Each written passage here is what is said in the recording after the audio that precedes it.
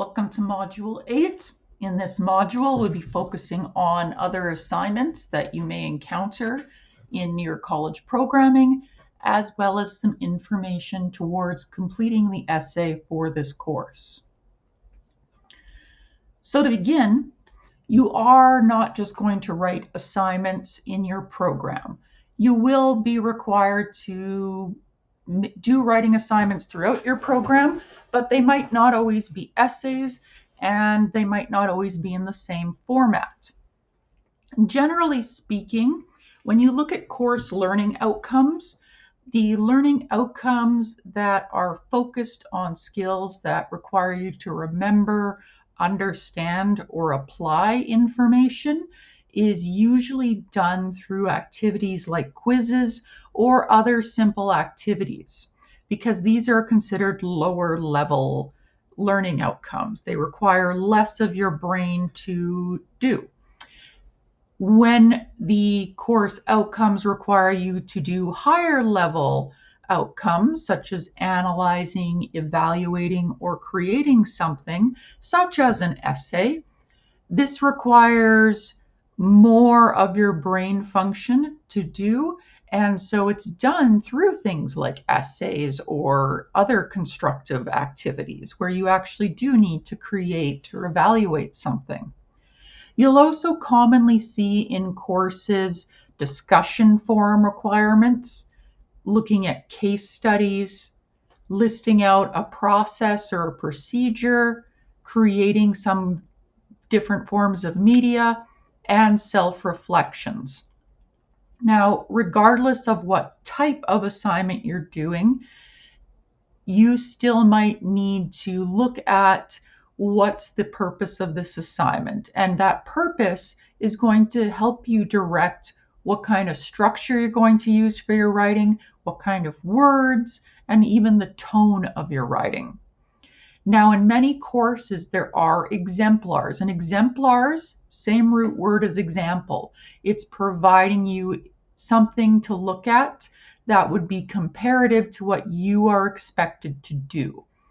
Usually there are exemplar assignments in courses, unless an exemplar would give away correct or expected responses. And in those cases, you might not see an exemplar.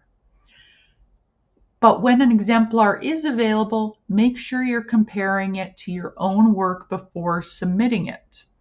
Also, make sure you're comparing your work to any guidelines posted by the instructor for your assignment. Unfortunately, I have seen many students who do some sort of assignment and it looks good, but it doesn't meet the required guidelines. So, for example, a student might write an essay about how great chicken pot pie is. But if the guidelines stated that you need to write an essay on a specific mental health disorder, your essay might be the most beautiful essay that ever existed, talking about chicken pot pie and all its great elements and qualities. But because it does not meet the guidelines for the assignment, it is not going to be able to be marked for that assignment. Now, discussion forums are quite common in assignments for EA and ELCC programming. Now, many of us have been on discussion forums or similar things in a more casual way. You might be on Reddit, you might be on other sites where you can just chat in groups, and it might be very casual and social. However, you are still writing academically when you are doing discussion forums for college work. The expectation is that you are still using academic writing qualities. So make sure that you're writing respectfully, inclusively, you're checking your mechanics. If you borrow information from other places, yeah, you do need to include a citation and reference. You also don't want to respond to forums in ways that shut down the conversation. Things like, I agree with you, and that's it. There's nothing else beyond that. Your conversations in discussion forums for college need to continue the conversation, continue the discussion. So you might like somebody's posting, but instead of just saying, I think this is great, you might say instead, I think this is great. And I also see the possibility of, and then filling it in depending on what kind of information you're talking about or what the purpose of the forum is. So, as much as it's nice to get things like I agree or good post, these things don't let other people build on what you have said, because part of the use of discussion forums and the reason they are used at a college level is because this is a way in an online course that we can have you converse with your peers in class. And we can moderate it so that we're making sure you are working at that college level. You are having discourse. Discourse is academic discussion. And you're adding to learning through seeing different viewpoints and experiences. So for an example, and you might need to enlarge your screen if you wanted to see the details on this.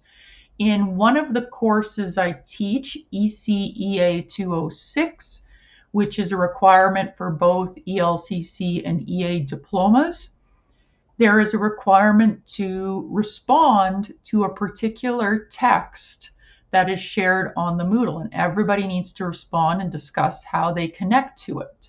So I post a response about how I connect to it, and I'm still using citation at the end of my discussion. I've put a posting here. Good discussion forum posts are usually a paragraph or two.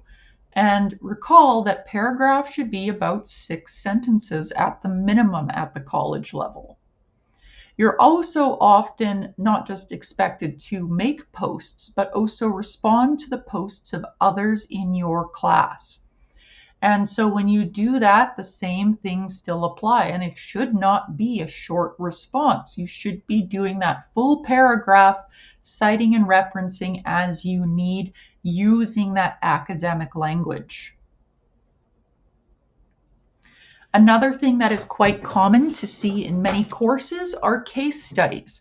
Case studies are fictional or sometimes real situations that involve children or other things that could impact your practice working with children. So in these situations, you'll be asked to review the case study. Sometimes it's a video, sometimes it's a written piece, but you're going to review it, you're going to analyze what's going on, and using the course content that you have learned up to that point, you're going to try and connect the case study to what you have learned in that course, and often you're expected to provide how you would respond as well as why you would respond that way. And that why is going to be based in research. So that's again where you would need to cite and reference again. As with anything else, case studies will have guidelines.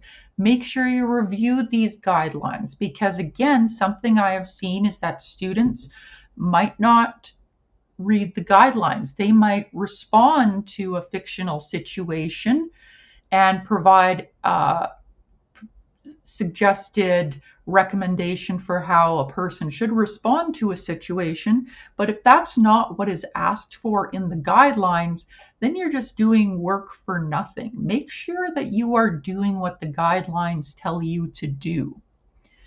For different courses, what a case study response is going to look like will be different, and your instructor will let you know what is expected.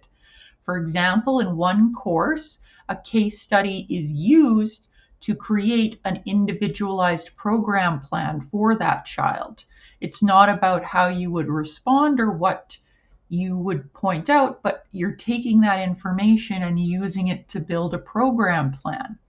Whereas in another course, you would be expected to interpret what's going on and discuss how you would respond using research-based strategies. Now, this doesn't happen too much, but I do like to talk about it for the couple places it does happen. Sometimes you might be asked to write or create a video or some other piece about how to do something or discuss the process for something. Same things apply. You're writing at a college level, so you need to use that academic language and writing. You need to use APA for your formatting, citation, and references. But the way your essay or your writing might be structured might look a little bit different. For example, in your introduction, your thesis statement is going to identify what the point of this process is.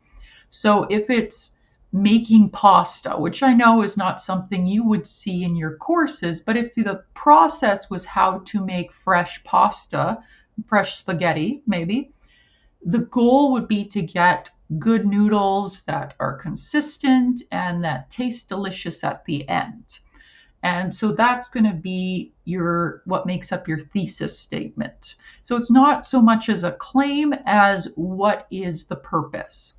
And then your body paragraphs get organized by the steps you take. So if I'm making spaghetti noodles, the first step is to make the dough that is used then to make the noodles. So I discuss how I'm going to make the dough. Then the second paragraph, I'm talking about how I'm going to stretch it out and process it through the little machine I have that puts it into little noodles form. And then the third part is how I would either save or cook those noodles. And then the conclusion, just going to give a brief summary of what you need to do and where this process can be used and why it's beneficial to know. And so you might see these things with, for example, regulatory practices in early learning and childcare environments so that we know that you know what to do for certain situations.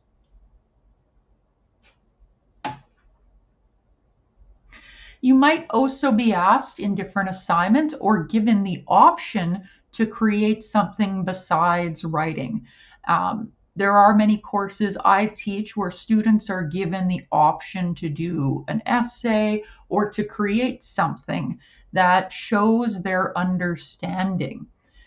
And sometimes, too, we ask you to create things that you could actually use in your practice, such as fact sheets about different disorders or information points for parents. You'll note that in all of these class presentations that there is citation and labeling of the images. This is pretty typical for a PowerPoint situation, so you would need to use your APA citation for any images borrowed or used in a PowerPoint. If you're doing something like an infographic, like what I have off to the side here, this would be a little bit different. We're still including a lot of the same information, like all our title page information is smooshed up at the top here, and my references are smooshed down at the bottom. But we might not use citation because we just have little clips of paper in here. Regardless of what you do or what kind of projects you might have, you should always make sure your font is easy to read. It should still match up with those APA approved fonts. You also want to watch out for color contrasts, making sure that it's easy to read what is written in your documents if there are words, or that all your pictures are clear. It looks very unprofessional. If I had a picture here that had a big watermark through it, which are those things sometimes you see on images so that people don't take them and use them for themselves. Or if the image gets really pixelated and blocky, that doesn't look professional either. So make sure you are finding quality images if you are using them and citing them appropriately. You still need to check your writing mechanics when you're doing these things if you're using words, because nothing looks more unprofessional than having spelling errors or mechanics issues in your writing, especially when it's in, now you have even less writing in a product. So in this infographic here, all my writing are just on these post-it notes here. It's a lot less writing than what I would see in an essay. And so if there's a mistake, it's amplified, it's bigger because it's showing up in a smaller product. And if you are doing a PowerPoint, watch out for what's called the walls of text. When we are creating PowerPoints, the rules of good PowerPoints is that you shouldn't just have one big block of text across every slide, because at that point you may as well just write an essay. I follow APA in my own slides, so I do try to make sure it follows that. But generally speaking, a lot of PowerPoints or other slideshow formats, we still want to focus on the bits of information. And then as you're talking about things in your presentation, that's where you expand on them. The majority of people are going to be able to read your PowerPoints. If you have them up on a screen, it's what you add to it verbally that makes a difference. Self-reflections is another common type of college assignment. Sometimes they're called personal reflections as well. And this is writing that specifically allows you to connect your own background, your own experiences, your own worldviews, anything that connects back to you. And that's the point of it. That's why it's a self or personal reflection. This is where you can talk in first person using I and my. Now, what self-reflections are about are going to depend on the course and the instructor. So as an example here, and again, you might need to zoom in depending on your screen. This is an example of me starting a personal response in regards to a prompt about how I respond to classroom behavior management for a course. And you'll see the format still tends to follow APA. I'm still going to indent, I'm still going to double space.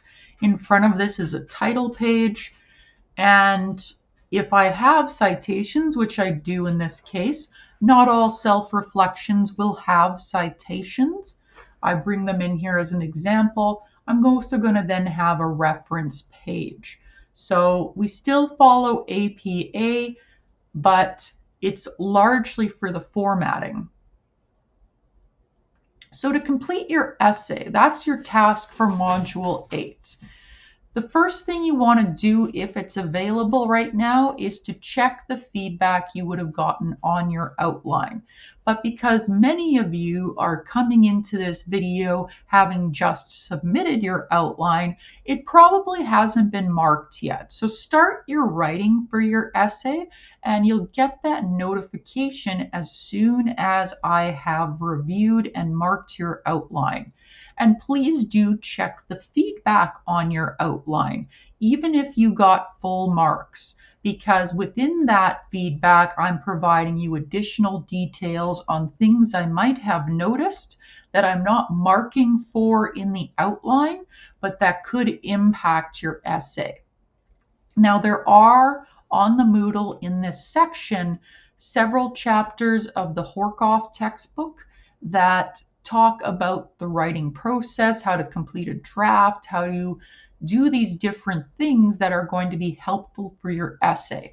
I leave these as options to you to use to do your essay, because I know students are coming from very different backgrounds. Some of you have maybe just done an English course in high school or transferred from another college program or university and are doing this. And so you might have a better background with English academic writing compared to some students who might have been out of school for a long time or have not ever received any training on English academic writing.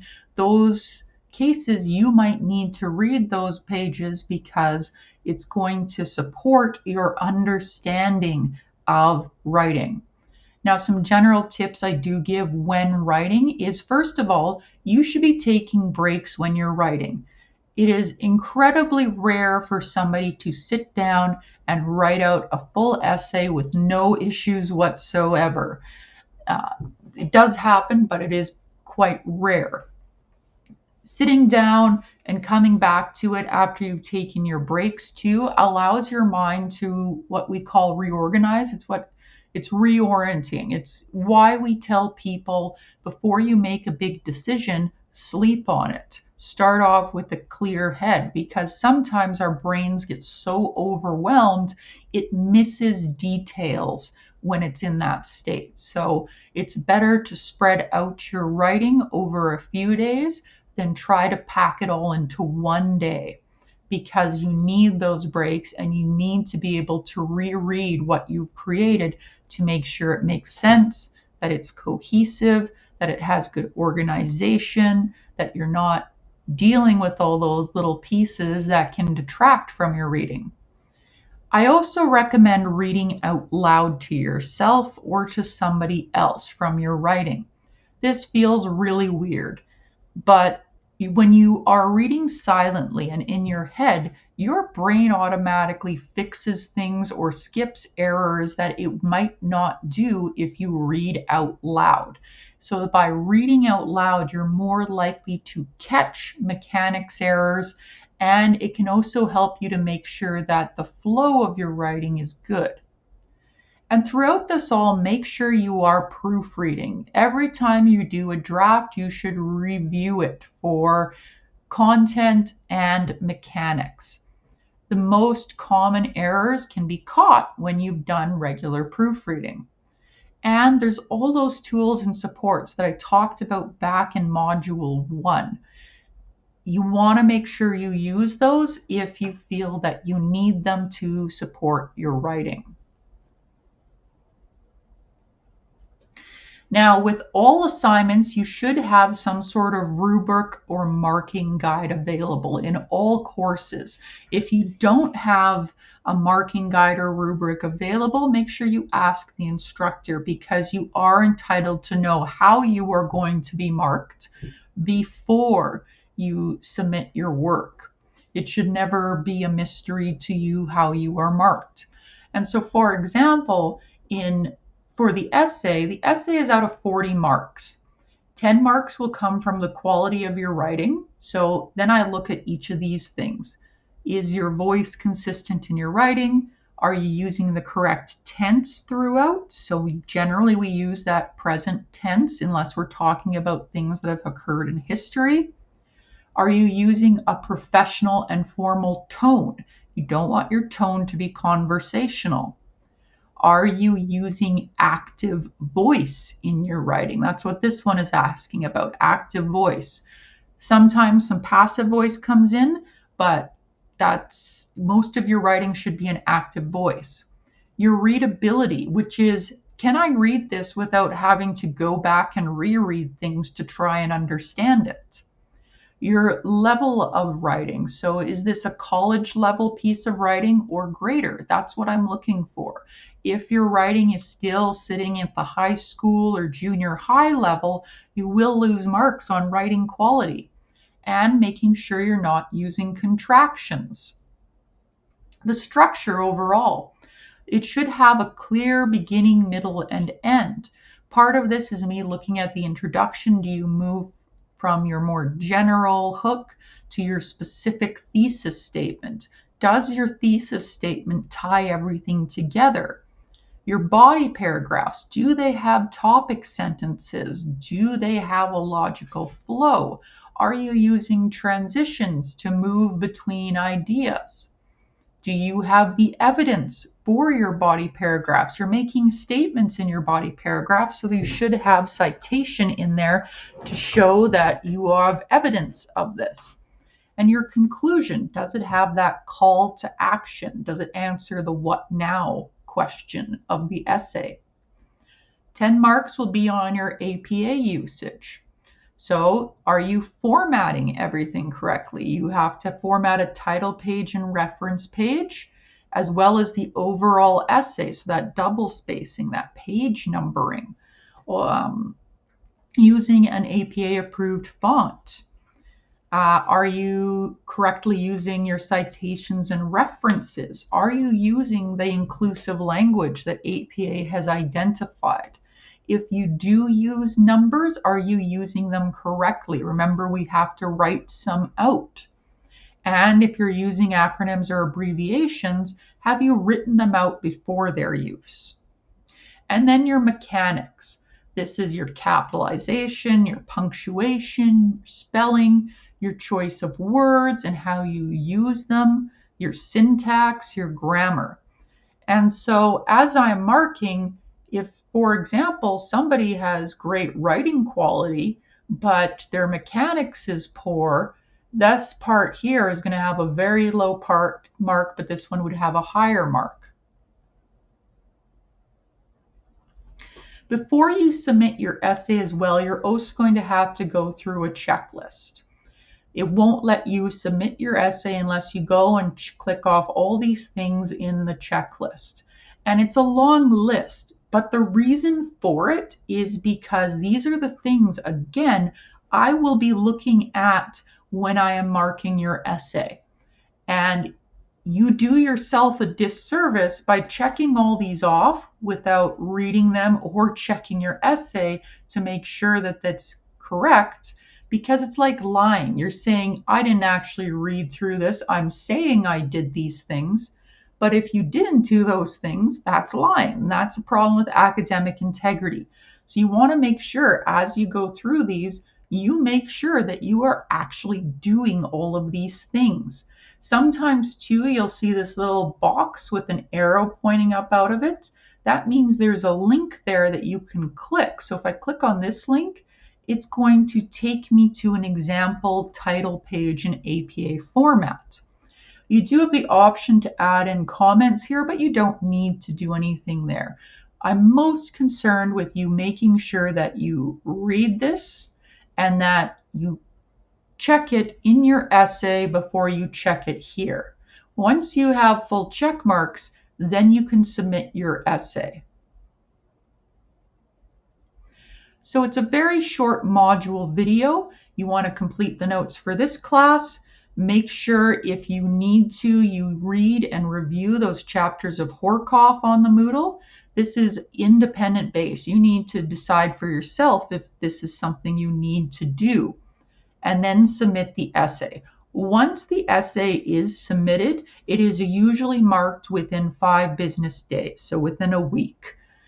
And you will get an email from me giving you your final overall mark.